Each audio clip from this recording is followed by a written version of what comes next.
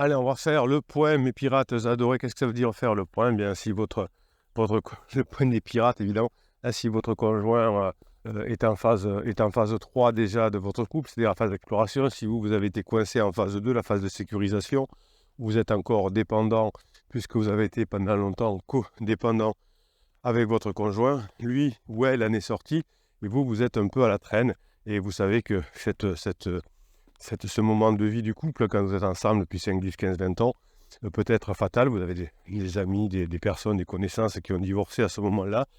Eh bien, si vous analysez la situation, la plupart du temps, celui qui n'était pas en crise, qui a mal joué le coup, hein, qui ne savait pas faire, qui a écouté les mauvais conseils, et qui a fait un silence radio, qui a précipité la fin du couple, ou qui a fait des manipulations comme le suis-moi je te suis, ou des manipulations comme la lettre magique, ou qui ont fait des interdits comme de pleurer, ou des ultimatums, ou de lui dire de choisir entre moi et lui, etc. Vous savez, ces mauvais conseils de coach marketing. Oui, des personnes ont divorcé autour de vous, mais vous êtes à la bonne adresse avec les pirates, hein, qui depuis 1999 récupèrent leur couple en phase 4 après la crise du conjoint, puisque vous savez que souvent la crise, le passage de la phase de sécurisation, où on a élevé les enfants, comment dire, sécurisé le métier, la maison, etc. On n'en veut plus, on veut passer à autre chose. On veut passer à la phase de grande intimité. Ça va passer par cette fameuse phase d'exploration qui est quelque chose qui peut être dangereux, hein, pour le couple si vous ne savez pas le gérer. Coucou les pirates amis, mon excellent capitaine, on sort dans le judo et non les dents.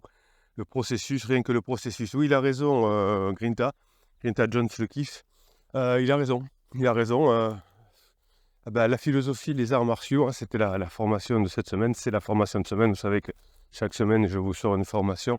Le côté je suis là, je suis précis, j'arrive, je sais ce que j'ai à faire, j'ai confiance en moi, permet de récupérer son conjoint. Donc c'est un processus, hein, ce qu'on appelle aussi l'effet cumulé, hein. Ça marche les intérêts composés, ça marche pour l'épargne, ça marche pour les relations, ça marche un peu pour tout, ça marche pour le sport. À chaque fois que vous faites des séances de musculation, à chaque fois que vous allez courir, eh bien petit à petit, ça fait un effet cumulé, hein, où on est non pas, c'est pas 1 plus 1 égale 2, mais c'est plutôt au carré, mais c'est des petites actions. Ne cherchez pas comment dire, l'exploit avec la lettre magique, avec le hack, avec vous savez, souvent les coachs vous proposent de mettre un lifestyle différent. Je mets sur les réseaux sociaux que je suis bien, etc. Tout ça va vous éloigner de votre conjoint quand vous êtes ensemble depuis 5, 10, 15, 20 ans. Alors ça peut éventuellement marcher pour des personnes en lune de miel et qui vont permettre au couple de vivre quelques semaines de plus avant de se séparer. Mais vous n'êtes pas dans ce cas-là, puisque vous voulez passer en phase 4 et finir votre vie avec votre conjoint. Nesline admire Bernard et admire Jessica. Alors qu'est-ce qu'elle dit par rapport à Jessica? Patience et courage. Et il est vrai que selon ce temps où tout anormal, comme le comportement de certaines personnes envers nous, et oui, c'est comme un enfant qui rentre en crise existentielle, on ne comprend pas. On dit c'est un comportement animal, anormal, pardon, ou animal aussi parfois. Là, c'est la crise d'ado, mais comme elle est bien connue, hein, vous voyez, si vous dites à un ami, je sais pas, tu sais, à la maison, elle ou lui, hein, par exemple, passe son temps dans sa chambre, sur les réseaux sociaux, ne veut rien faire, est toujours crevé, etc. Bon, ben, quel âge il a? Quel âge elle a? Ben, 15 ans. Oh, ben, c'est la crise existentielle, c'est pas grave. Ça va passer, t'inquiète pas, ça va passer, ça va revenir, tout le monde passe par là. Vous dites la même chose, et vous dites quel âge il a? Vous dites, ben, il a ou elle a 40 ans. Ah, mais là, ne te laisse pas faire, hein. Tu lui dis que maintenant, ça suffit, qu'il faut qu'il se reprenne, et ouais, et en plus, il a un petit copain à côté. Bon, tu lui dis, hein, de choisir, hein, entre toi. Vous voyez, donc, c'est mauvais conseil. Les crises de vie, c'est comme ça. La vie sur du long terme fonctionne par crise, fonctionne par palier. C'est les règles du jeu. Alors, c'est dommage que l'on ne puisse pas en parler assez souvent dans des formations scolaires ou je ne sais pas quoi. Mais après tout, c'est normal, la formation scolaire, elle est faite pour vous permettre de vivre, d'avoir un métier, de vous nourrir. Là, c'est pas fait pour accéder au bonheur. Par exemple, vous avez une formation qui est vraiment fondamentale pour tous ceux qui l'ont fait, c'est la méthode des jeux infinis. Quand on a compris la méthode des jeux infinis, on peut tout rendre infini. C'est-à-dire que votre relation avec votre conjoint, elle peut devenir infinie. Mais si vous appliquez les règles de jeu fini, vous allez évidemment finir votre jeu. Je vous donne un exemple, le sport, par exemple le football, c'est un jeu fini, ça dure 90 minutes, voire même une saison. Les règles sont définies au début du jeu et à la fin, il y a un gagnant et un perdant, mais les règles du jeu, elles n'évoluent pas pendant le match en tout cas. Ça peut évoluer l'année suivante. Les règles du jeu infini, c'est les règles du... Parce que là, c'est des règles de jeu court, ça dure 90 minutes, voire une succession de matchs sur une saison. Les jeux infinis, c'est que l'on a compris comment on peut... La règle se modifie actuellement en permanence en fonction des situations. Voilà. Si on veut continuer à jouer avec son conjoint, quand on dit un jeu, c'est des actions, on applique la méthode des jeux infinis. Je vous conseille cette formation que vous retrouvez en descriptif de cette vidéo, de ce podcast, évidemment, comme les 130 formations, vous avez tout ce qu'il vous faut. L'exprimer quand cela dure semble traduire qu'on n'est plus capable de râler. Et c'est vrai que ne serait-ce qu'en prenant des enfants, il vaut mieux apprendre la réserve. Oui, alors évidemment, quand on maîtrise pas ses pensées, quand on maîtrise pas ses émotions, évidemment, on pourrait être, moi je fais ce que je veux, moi je suis brut, je suis nature peinture, j'ai pas de filtre. Oui, mais ça c'est une faiblesse. Mais si on veut vivre en société, si on veut vivre dans les jeux infinis, on est obligé de faire ce qu'il faut. Même les infirmières ne supportent plus d'entendre les patients se plaindre. Ça, je sais pas. J'ai pas cette compétence-là. Mais c'est vrai que, alors, quand on a une maladie qui touche son corps, où on a une vraie douleur physique, on peut imaginer. Quand c'est une douleur qu'on s'inflige soi-même, c'est-à-dire que je n'arrive pas à maîtriser mes pensées, mes émotions, je me laisse aller, je suis dans la colère et je fais rien, je fais pas de neuro-hypnose, etc. C'est vrai qu'au bout d'un moment, c'est pénible. C'est pour ça que vos enfants, vos enfants, mais aussi souvent les amis ou la famille, voient votre psy, vous dit de lâcher l'affaire. Arrête, laisse, c'est mort, il ne reviendra pas, Alors, c'est pas que tout d'un coup, votre ami ou votre enfant est devenu devin, a de la voyance ou je ne sais quoi. Non, c'est que vous l'avez saoulé. C'est-à-dire qu'à force de lui parler de vos problèmes, à force de critiquer votre conjoint, à force de critiquer leur papa, leur maman, vous avez les personnes qui sont autour de vous en ont marre, donc ils disent lâche l'affaire. Comme ça tu me lâcheras moi aussi les baskets également.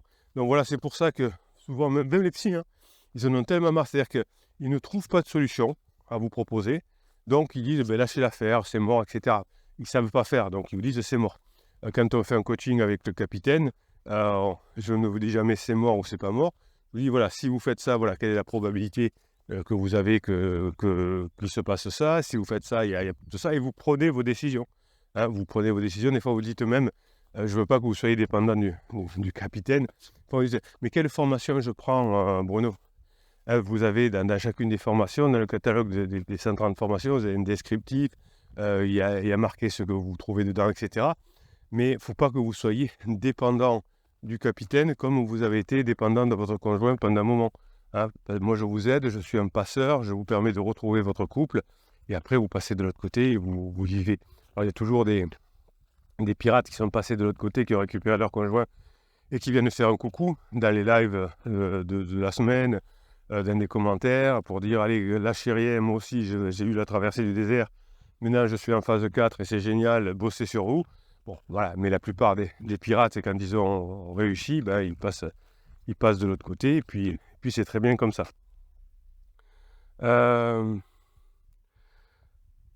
Alors, qu'est-ce qu'elle dit encore? Alors, on est toujours sur la plainte, voilà. On nous offre du beau, que l'on constate que maintenant la personne fait du beau autour d'elle, on sait le savourer, mais pour l'instant, sans bruit, juste dans son cœur, comme un petit espoir. Bon, je ne sais plus ce que dit Nejline, mais merci en tout cas Nejline, j'ai perdu le fil de ce qu'elle veut dire. Nejline est une personne extraordinaire qui vient tous les matins faire philosophie sur la chaîne, donc pour vous aider.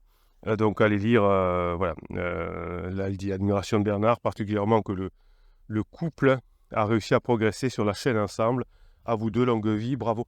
Oui, alors, je vous ai mis hier, enfin, je ne sais plus quand c'était cette semaine, un commentaire d'une personne qui a retrouvé son conjoint et qui maintenant écoute, écoute les vidéos avec son mari, et son mari écoute le matin quand il prend le train les vidéos du capitaine au lieu de parler à sa maîtresse comme disait la personne. Moi, j'ai trouvé ça excellent. Voilà, je trouve ça, c'est des moments de vie. Hein. Me suis retrouvé avec un conjoint, et il est devenu un pirate aussi. Il y en a plein dans ce cas-là. Donc, parlez du capitaine si vous voulez avec votre conjoint, mais quand vous êtes vraiment revenus ensemble, n'en parlez pas au moment de la phase d'alarme. Tiens, écoute ça, le capitaine il a raison, t'es en crise existentielle. Parce que ça va se retourner contre vous. Là, la personne n'écoute personne, même pas son psy, même pas ses amis, même pas je sais pas qui.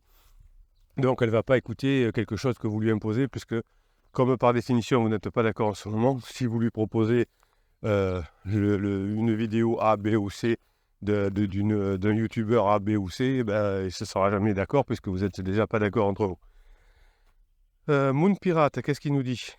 Hop, alors j'ai quand même mis, hop, je vais mettre un petit message à Nigeline.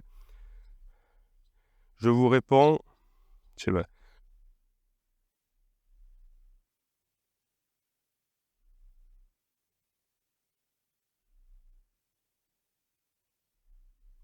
C'est même plus dire podcast.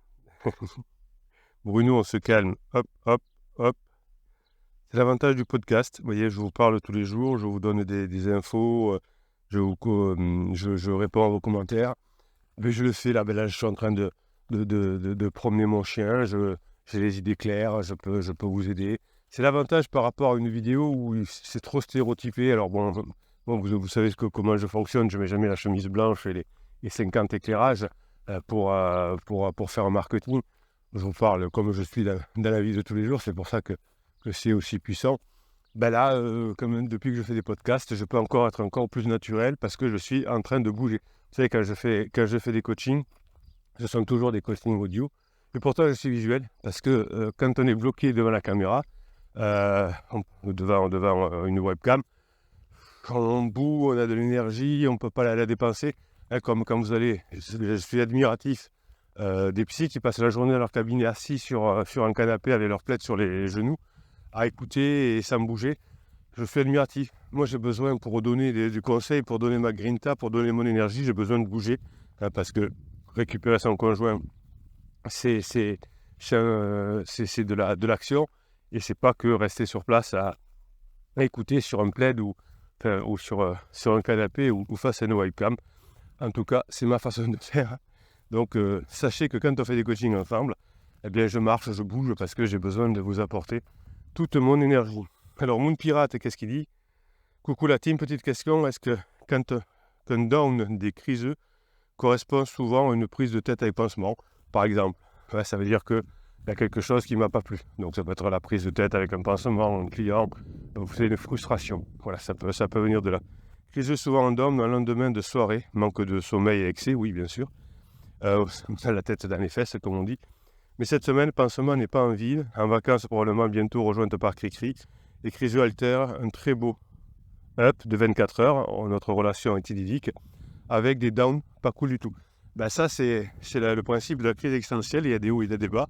Là, c'est un peu comme entre deux saisons. Hein, vous voyez, on est au printemps. Il y a encore il y a déjà des beaux jours, mais on revient parfois dans des jours plus frais. Et puis quand on est en été, c'est la chaleur. Quand on est en hiver, c'est la fraîcheur. Voilà, c'est comme ça. Quand il y a des règles de fonctionnement longs, il y a des ups et il y a des downs dans le passage. C'est tout à fait normal. Il essaye plutôt de me protéger, une hypothèse, une explication. Oui, c'est la vie. Très souvent, d'ailleurs, les pirates, vous êtes là-dedans, vous dites, est-ce que c'est normal?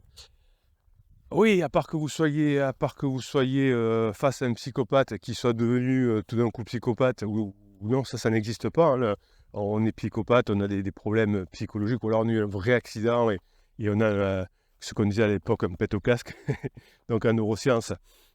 On s'aperçoit par une IRM qu'on a le cerveau endommagé suite à un choc. Sinon, non. Quelqu'un qui est psychopathe, quelqu'un qui est pervers narcissique, il est pervers narcissique depuis toujours. Quand vous me dites, je me suis aperçu au bout de 20 ans que mon conjoint était pervers narcissique parce que maintenant il me trompe, c'est pas qu'il est pervers narcissique, c'est qu'il est certainement en crise ou que vous ne correspondez plus à ces besoins. Donc quand vous posez des questions, est-ce que c'est normal? C'est que déjà, vous êtes d'abord branché sur l'autre, hein. Vous voulez, votre cerveau vous perd. À partir du moment où il y a quelque chose qui se passe, oui, c'est normal. Si quelqu'un est psychopathe, vous l'aurez su depuis toujours. Et là, vous êtes dans un truc tout à fait normal. Est-ce qu'il y a des ups et des downs pendant les crises existentielles? Oui. Alors, c'est des liens dans le cerveau. Vous savez que dans la crise existentielle, je reconnecte mon cerveau avec, entre comment on appelle ça? Entre le préfrontal et le striatum. Donc, il y a des fois où ça connecte et des fois où ça ne connecte pas, puisque c'est le réseau neuronal qui est en train de se refaire.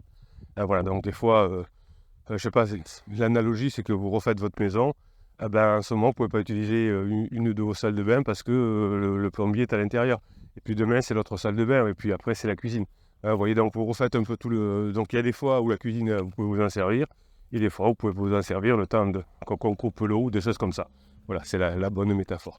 Bon, mais je vous souhaite la fin de journée que vous méritez, mes pirates adorés. Je vous kiffe et en plus, je vous kiffe grave. Hein, faites le bien autour de vous, récupérez votre conjoint, soyez ensemble amoureux, passez en phase 4 et tout ça va vous permettre de revenir dans le bonheur. Tout ce que vous apprenez dans les formations, c'est d'abord vous qui en profitez et ensuite c'est votre conjoint qui sera là pour témoigner que c'est super avec vous, la phase 4 du couple. Je vous souhaite la journée que vous méritez, la fin de soirée que vous méritez, mes pirates adorés. Je vous kiffe.